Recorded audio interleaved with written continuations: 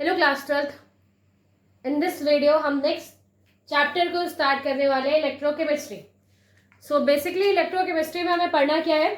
Electrochemistry में हम study करने वाले हैं अबाउट द इलेक्ट्रिसिटी, कि किस तरीके से इलेक्ट्रिसिटी प्रोड्यूस की जाती है। सो उसके जो भी फिनोमिनन है वो हम यहाँ पे पढ़ने वाले हैं। So basically in this chapter we are going to discuss about the production of electricity. So ये प्रोडक्शन ऑफ इलेक्ट्रिसिटी कैसे जनरेट होगी। कुछ रिएक्शंस हैं या कुछ ऐसी प्रोसेस है जिनके थ्रू हम केमिकल एनर्जी को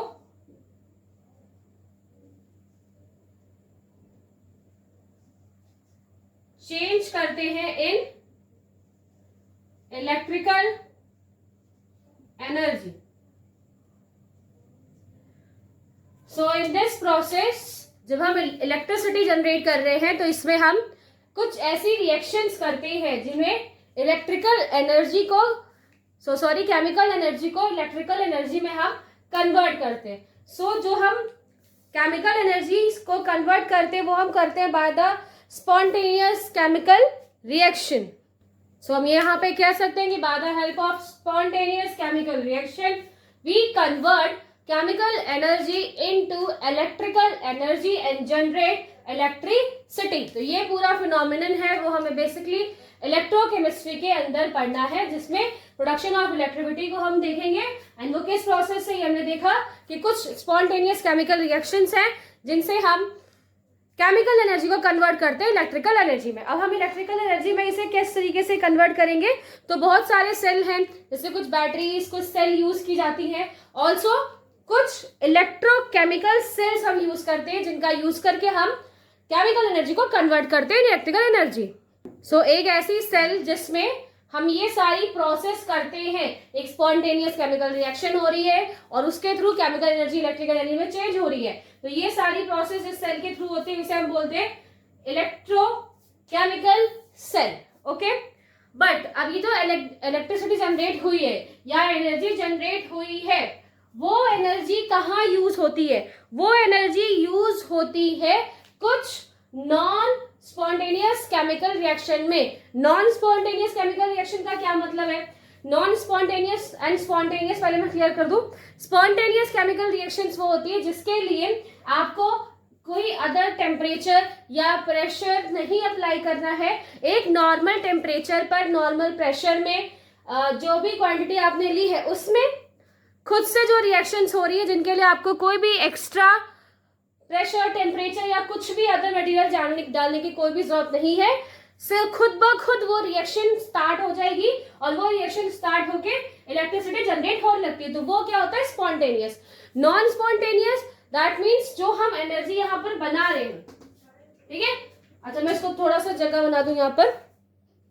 bye the help of electrochemical cells हमने स्पॉन्टेनियस केमिकल रिएक्शंस देखी जिसमें केमिकल एनर्जी को इलेक्ट्रिकल एनर्जी में चेंज किया। और जो इलेक्ट्रिकल एनर्जी यहाँ पर बन रही है इसको हम यूज कहाँ करते हैं? इसे हम यूज करते हैं in some non spontaneous chemical reaction में। ऐसी रिएक्शन जो खुद ब खुद नहीं हो सकती, जिनमें आपको टेम्परेचर, प्रेशर या एक्स्ट्रा एफर्ट अप्लाई करना है, एक्स्ट्रा पोटेंशियल उसे प्रोवाइड करना है सेल को। और जब आप उसे एक्स्ट्रा पोटेंशियल प्रोवाइड करते हो तो वहां पर केमिकल एनर्जी या केमिकल फॉर्मेशन रिएक्शंस होती हैं। यहाँ पर आप क्या पढ़ रहे थे? एक ऐसी प्रोसेस जिससे हम केमिकल एनर्जी को स्पॉन्टेनियस केमिकल रिएक्शन में ले जाएं, वो खुद से वहां पर रिएक्शन स्टार्ट करें और एक इलेक्ट्रिकल एनर्जी वहां पर जनरेट हो।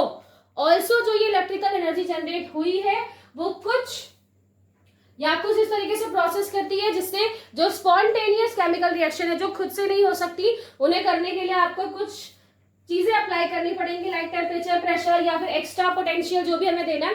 और हम उसे एक्स्ट्रा पोटेंशियल देते हैं तो वहां से non spontaneous chemical reaction start होगी और उसके थ्रू हम इलेक्ट्रिकल एनर्जी को वापस चेंज कर सकते हैं इन केमिकल एनर्जी।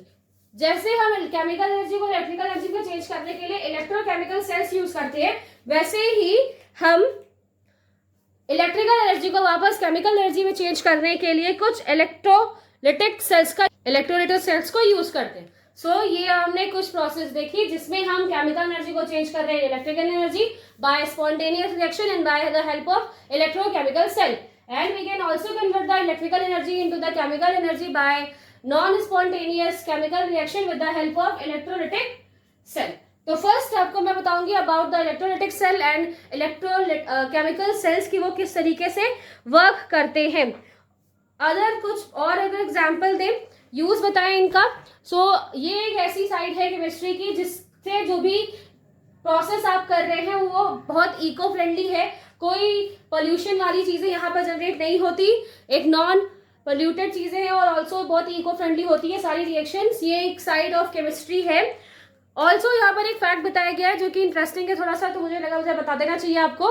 जिस तरीके से यहाँ पर केमिकल्स में कन्वर्जन हो रहा है, केमिकल्स चेंज हो रहे हैं और इलेक्ट्रिकल एनर्जी जनरेट होती है, वैसे ही इनसाइड अवर बॉडी जो न्यूरॉन्स होते हैं या जो नर्वस सिस्टम है उनमें भी जब हमें कोई स्टिमुलाई मिलता है किसी भी इन्वायरमेंट से, तो हमारी बॉडी के अंदर जो न्यूरॉन्स है उनके अंदर भी कुछ इसी तरह की प्रोसेस होती है कि जो केमिकल्स हैं वो स्पॉन्टेनियस बिहेव करने लगते हैं बहुत जल्दी जल्दी से और खुद ब खुद वहां पर एक रिएक्टिविटी जनरेट होती है. वो सिग्नल्स को कहाँ पहुंचाते हैं? ब्रेन में. ब्रेन उसके अकॉर्डिंग हमें आंसर देता है और जो भी हमारा जो न्यूरॉन्स के थ्रू इम्पल्सेस पहुंची थी उसका जो भी इम्पैक्ट है जो कि ब्रेन हमें आंसर के रूप में देखता है, तो उसका रिएक्शन हमें देखने को मिलता है. सो हमारी बॉडी में भी थोड़ी बहुत ये इस तरह की प्रोसेस होती है जिसमें a large amount of electrochemical organism वहां पर है या फिर इलेक्ट्रो केमिस्ट्री की या इलेक्ट्रोकेमिकल्स वहां पर ओरिजिनेट होते हैं by the help of impulse. तो ये दिया हुआ था, इससे मैंने आपको बता दिया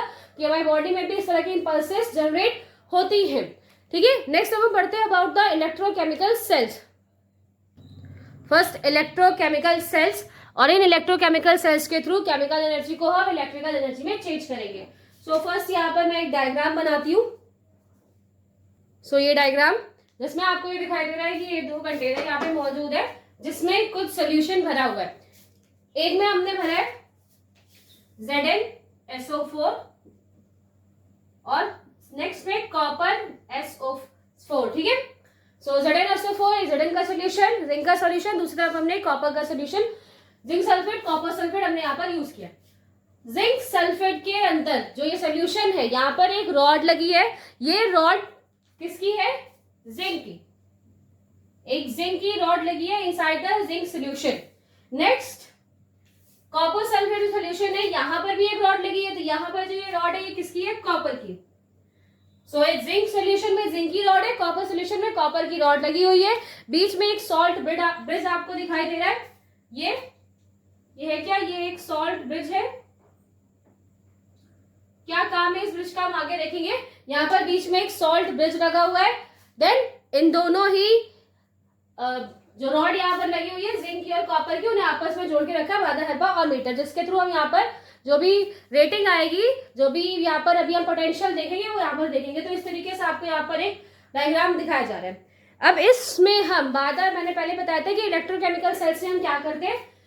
केमिकल एनर्जी को इलेक्ट्रिकल एनर्जी में कन्वर्ट कर रहे हैं. सो जब हम यहाँ पर प्रोसेस होती क्या है, एक सिंपल है बताता है. वैसे तो बेसिक इलेक्ट्रोकेमिकल सेल का एक एग्जाम्पल जो कि है वो है गैल्वेनिक सेल्स. हम गैल्वेनिक सेल्स के अंदर पढ़ेंगे कि किस तरीके से वो प्रॉपर एक पूरी प्रोसेस है. सिर्फ यहाँ पर मैं इलेक्ट्रोकेमिकल सेल बता रही हूँ कि वहां पर किस तरीके से प्रोसेस होती है. तो यहाँ पर होगा क्या? पहले Z है, Zn, यहाँ पर Zn मौजूद है. ये Zn क्या करता है? Zn इलेक्ट्रॉन यहाँ पर रिलीज कर देगा. यहाँ पे क्या मौजूद है? यहाँ पर Zn मौजूद है. ये सोल्यूशन है, यहाँ पर क्या है? Zn प्लस और ZnSO4 मौजूद है यहाँ पर. और ये जो रॉड है ये भी किसकी है? Zn की रॉड है. यहाँ पर जिंक की एक रॉड मौजूद है. जिंक क्या करेगा? अपने अंदर से इलेक्ट्रॉन डोनेट कर देगा और इलेक्ट्रॉन वो डोनेट करेगा तो यहाँ पर क्या होगा? आपको इलेक्ट्रॉन्स दिखाई देंगे. ठीक है, इस तरीके से यहाँ पर इलेक्ट्रॉन्स बनते जाएंगे. ये इलेक्ट्रॉन्स जिंक यहाँ से इलेक्ट्रॉन रिलीज करेगा और वो यहाँ पर आपको इस रॉड पे इलेक्ट्रॉन से नेगेटिव पोटेंशियल दिखाई देगा और यहाँ पर इस सोल्यूशन के अंदर हमें Zn2+ दिखाई देगा. ठीक है, तो फर्स्ट ये प्रोसेस होती है जिसमें Zn that means zinc release करता है 2 इलेक्ट्रॉन्स और वो किसमें कन्वर्ट हो जाता है? Zn2+ में. ठीक है, नेक्स्ट रिएक्शन क्या होती है? अब यहाँ पर क्या है? इलेक्ट्रॉन्स है इस वाले रॉड पे, यहाँ पे इलेक्ट्रॉन्स है बहुत सारे और इलेक्ट्रॉन्स क्या करते हैं? मूव करते हैं टुवर्ड द कॉपर रॉड। अब यहाँ पे क्या करेंगे, इलेक्ट्रॉन्स कुछ इस तरीके से मूव करते हैं और कहाँ पर जाते हैं, जो कॉपर की रॉड लगी हुई है वहां पर पहुंचने लगते हैं। तो यहाँ पर इलेक्ट्रॉन्स क्या है, एक इलेक्ट्रॉन का फ्लो है यहाँ पर।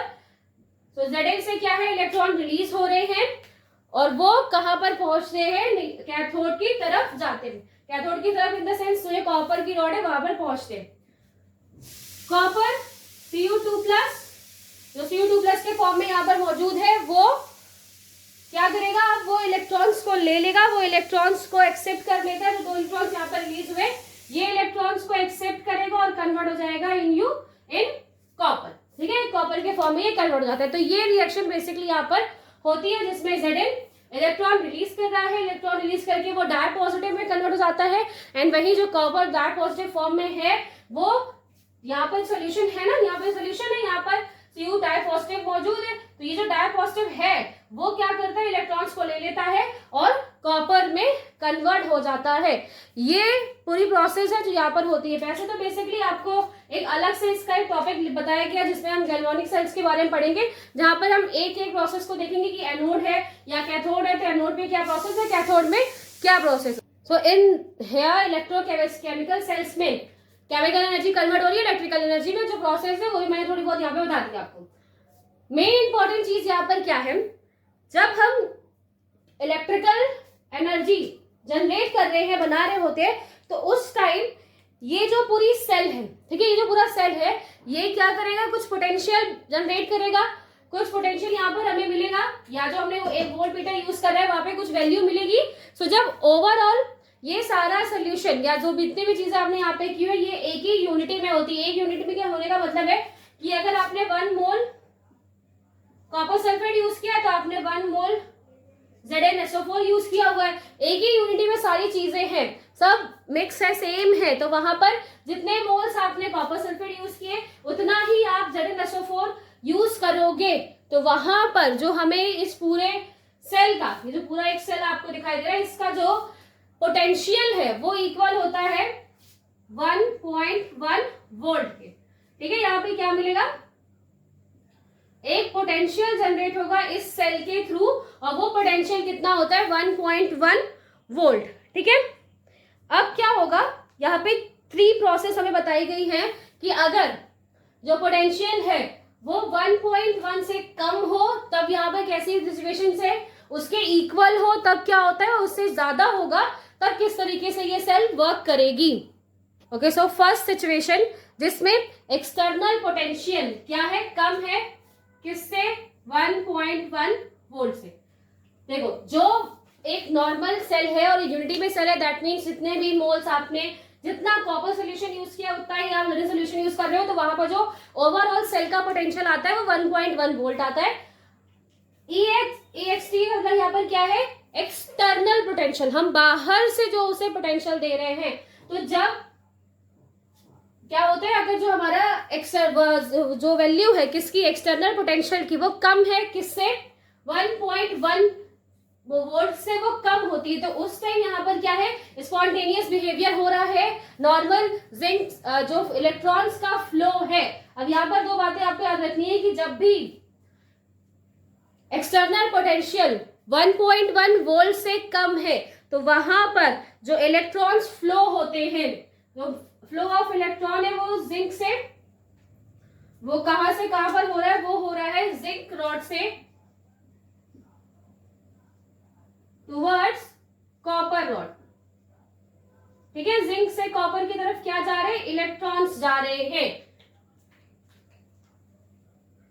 इलेक्ट्रॉन्स। ठीक है, तो जब इस तरीके का सेल है जहां पर एक्सटर्नल पोटेंशियल 1.1 वोल्ट से कम है, ठीक है, बाहर, या फिर आप ये कह सकते हो कि बाहर से जितना भी एक्स्ट्रा फोर्स या एक्स्ट्रा पोटेंशियल लग रहा है वहां पर वो अभी बहुत ही कम है, नहीं के बराबर है, बिल्कुल बहुत ज्यादा कम होता है। सो उस टाइम जो इलेक्ट्रॉन्स फ्लो कर रहे हैं वो जिंक से किधर जाते हैं, कॉपर की तरफ जाते हैं। कुछ इस तरीके से जो इलेक्ट्रॉन्स हैं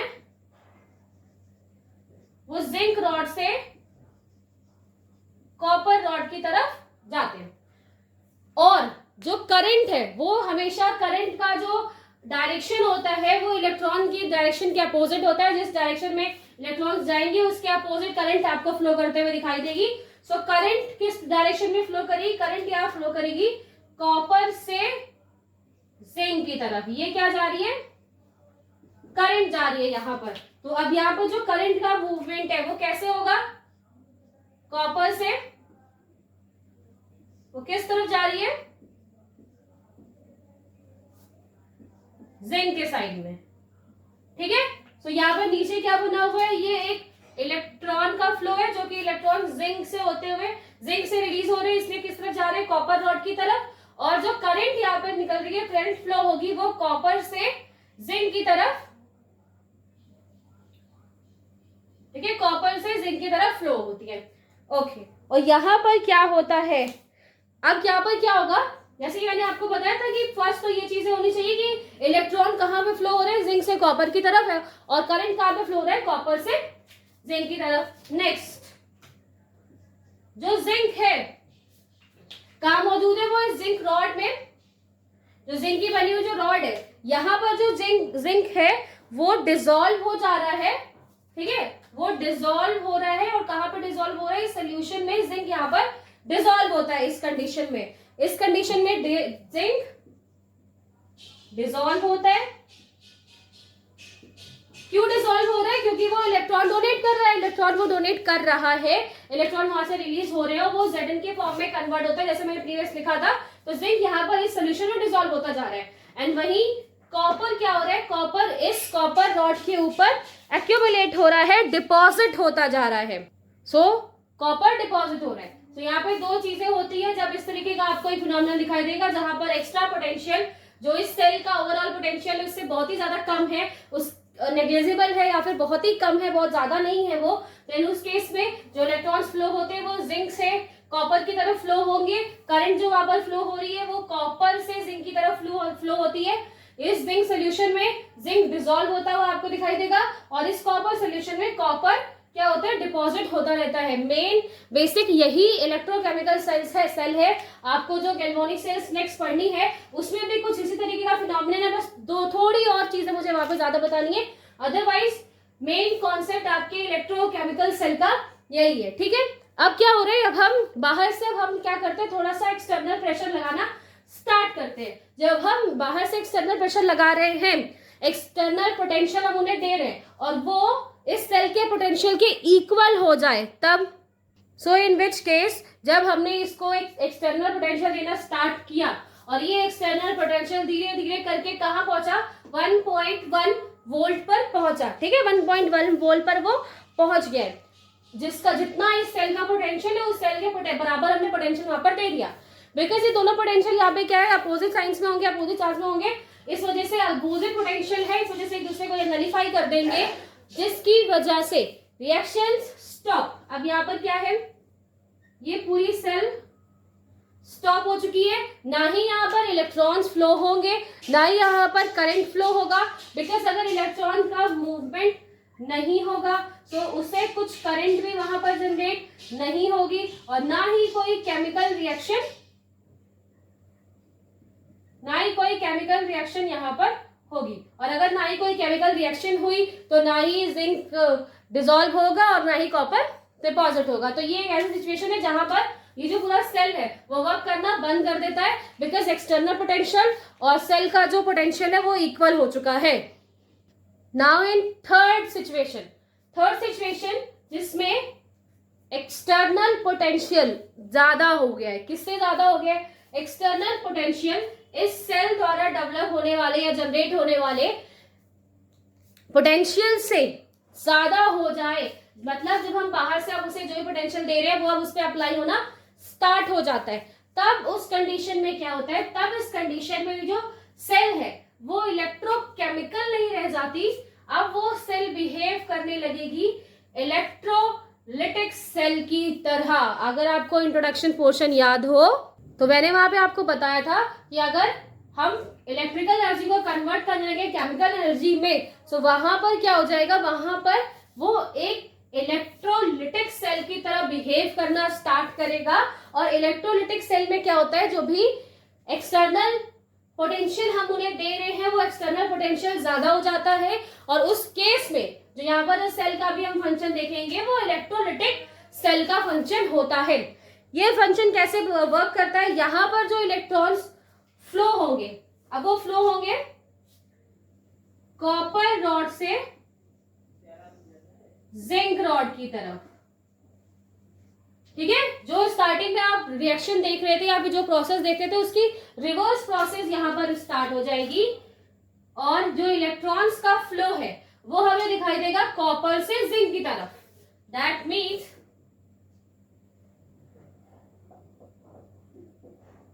अब यहां पर क्या हो रहा है, अब ये जो इलेक्ट्रॉन्स हैं, ठीक है, यहाँ पे जो आपको इलेक्ट्रॉन्स दिखाई देंगे वो किस तरफ जाएंगे, जिंक की तरफ जाना स्टार्ट कर देते हैं, जिंक की तरफ जाना स्टार्ट कर देंगे।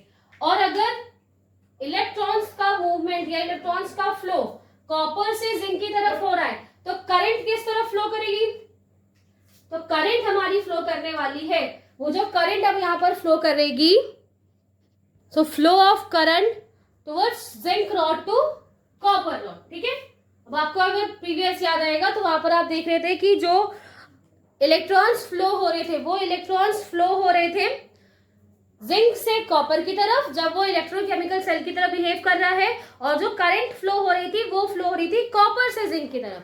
बट ये क्या है, अब इलेक्ट्रोलिटिक सोल्यूशन आ गया, इलेक्ट्रोलिटिक सेल की तरह ये बिहेव करने लगेगा, जिसमें इलेक्ट्रॉन्स फ्लो हो रहे कॉपर से जिंक की तरफ, ऑल्सो जो करंट फ्लो हो रही है वो होगी जिंक से कॉपर की तरफ, ठीक है। सो इसे भी थोड़ा चेंज कर देते हैं।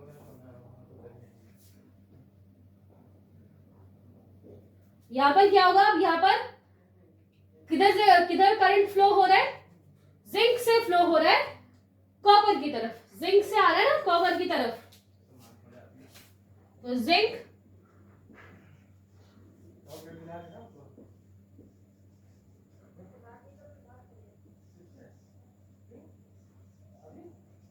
ठीक है।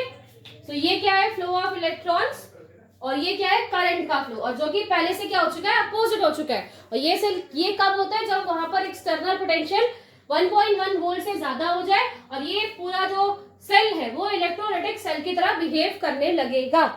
और यहाँ पर जो नेक्स्ट चीज है जिंक, जैसे कि पहले क्या हो रहा था कि जिंक क्या हो रही थी, डिसॉल्व हो जाता है, ये जो सोल्यूशन है वहां पर डिसॉल्व हो रहा था, but in this case zinc क्या होने लगेगा, यहां पर डिपॉजिट होने लगेगा। इन केस यहां पर क्या है, जिंक डिपॉजिट होने लगेगा, वहां पर जो भी सेल है वहां पर स्टार्ट होने लगेगा, रुकने लगेगा, डिपॉजिट होने लगेगा, और जो कॉपर है वो इस सोल्यूशन में डिसॉल्व हो जाएगा, कॉपर डिसॉल्व होने लगेगा। तो ये जो तीन कंडीशन आपने वहां पर देखी, फर्स्ट कंडीशन जो थी for the electrochemical cell, second condition जहां पर कोई भी सेल वर्क नहीं करेगी, सेल प्रॉपर स्टॉप हो जाती है, कोई वर्क नहीं हो रहा, एंड थर्ड कंडीशन जिसमें एक जो सेल है वो इलेक्ट्रोलिटिक सेल की तरह बिहेव करना स्टार्ट करती है। Okay fine.